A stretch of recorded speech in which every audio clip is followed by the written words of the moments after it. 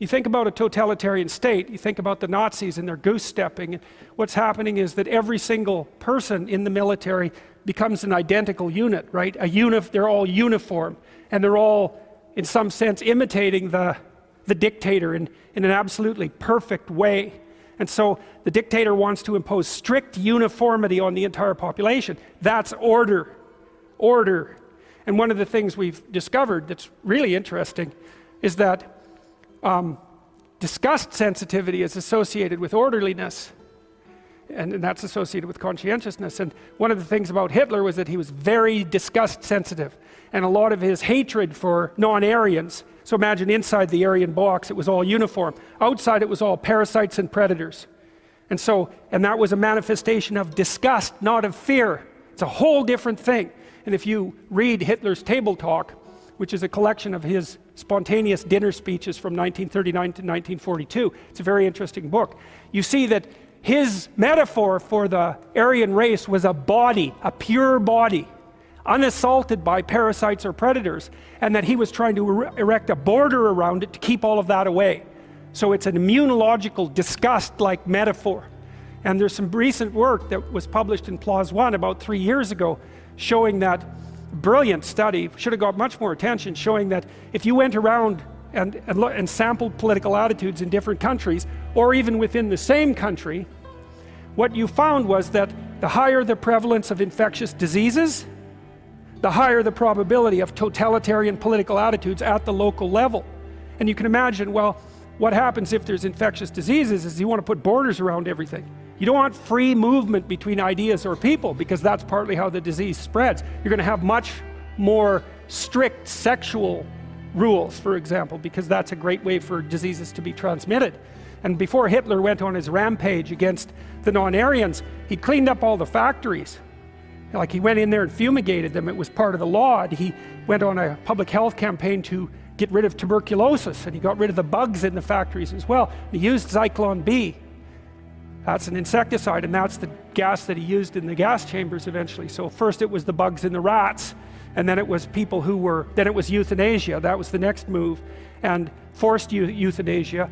And the rationale for that was compassion, by the way, just so you all know.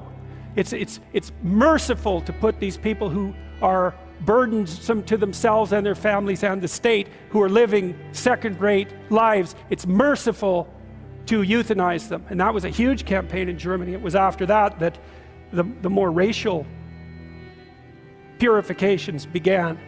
And so that's the disgust thing. That's unbelievably important. It's because lots of times people think that conservatives are more anxiety sensitive than liberals, and that's why they're closed in terms of their ideas. But that doesn't look right. First of all, conservatives are less neurotic than liberals, although the effect isn't that big. So it doesn't look, and they actually are, they score higher in measures of well-being. The most unhappy people are liberal men, by the way. So, but people are often accused, if they're conservative, of being fearful, and that's why they, suppress other people's viewpoints. But that doesn't look right. It's low openness and high orderliness, and that looks like it's associated with disgust, and that looks like it's associated with something called the extended immune system, which is the proclivity of people to keep themselves away from potential sources of contamination. It's really terrifying, because one of the things people often said about Germany was that, it was a very civilized country, and yet it descended into barbarity. But conscientiousness is a very good predictor of long-term success.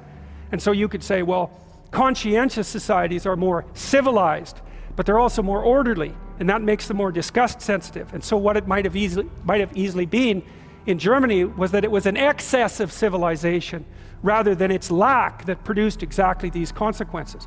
And that's a far more frightening proposition, and one that's, I believe, much more likely to be true. Hitler bathed 4 times a day. And he was also an admirer of willpower, so he could stand like this for 8 hours in the back of a car. And the thing about conscientious people is they're very willpower oriented. And so if you're unfortunate enough to be sick chronically in the house of someone who's conscientious, especially if it's a mental illness, you're more likely to relapse, because the conscientious person is going to be judgmental, and they're going to say to you, if you're schizophrenic, they're going to say, well, if you just organize yourself and get up in the morning and try a little harder, you could overcome this. Which is of course true, except you can't, because you're schizophrenic. And so the pressure put on you by the anger and the contempt is going to increase the probability that you'll relapse. So orderly people are very judgmental. And orderliness is very highly associated with things like anorexia. And the anorexic is basically someone who's so disgust sensitive that they become unable to tolerate their own body. And they see it as a source of corruption and imperfection, which of course is exactly right. It is. And it's a very difficult thing to maintain order around. So